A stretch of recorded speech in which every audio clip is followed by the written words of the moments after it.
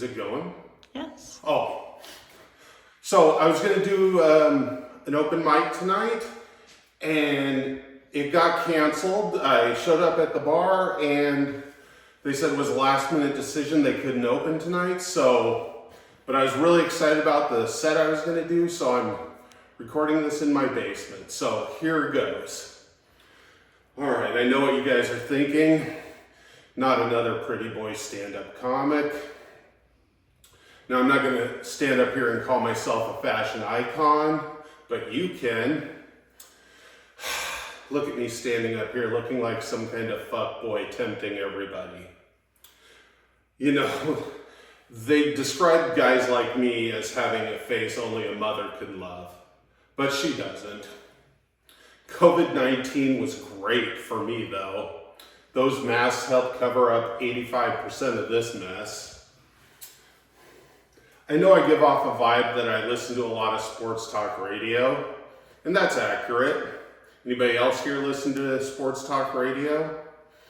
Bunch of other guys who aren't getting laid.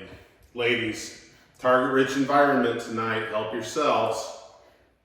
Now, when I listen to sports talk radio, as someone who's been obsessed with sports since I was young, I didn't realize that men lost testosterone as they got older. So when I heard this commercial that plays all the time that said, "Do you have low T?" I thought it was an Amber Alert for midget wrestlers. Now, I'm a huge sports fan. I coach youth baseball and youth basketball. I'm in several fantasy football leagues, and I used to write sports for small town newspapers, or what I like to call the original nonprofits. But the one sport I could never get into was soccer. Now, I know the World Cup's coming up this year, but the last time there was a World Cup, I watched the last few minutes of a game that ended up in a 0-0 tie. And I thought to myself, I've seen this before. 90 minutes of running around and nobody scores. Those were my dates in my 20s. Now, when I was in my 20s, I had a rule on dates that the woman never touched the car door or the dinner check. The women of the Portland area decided there would be a third thing they wouldn't be touching, and that was my dick. Now, a few days ago, I was talking to one of my coworkers, and she's on the autism spectrum, and we were talking about her quirks and her idiosyncrasies. She raises chickens, she likes trains, her arms flail involuntarily, and I'm not making fun of her, she's a sweet gal. But I asked her what her diagnosis was, and she said, "I have Asperger's." And I said, "That sounds like the worst lunch ever."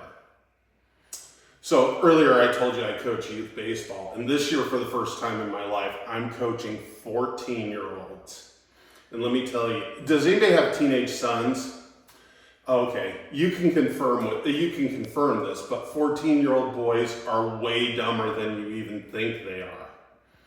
But a few weeks ago, I was talking to my boss about my work schedule during baseball season, and she asked, "So what do the kids call you?" And I said, "Well, it's kind of a hierarchy.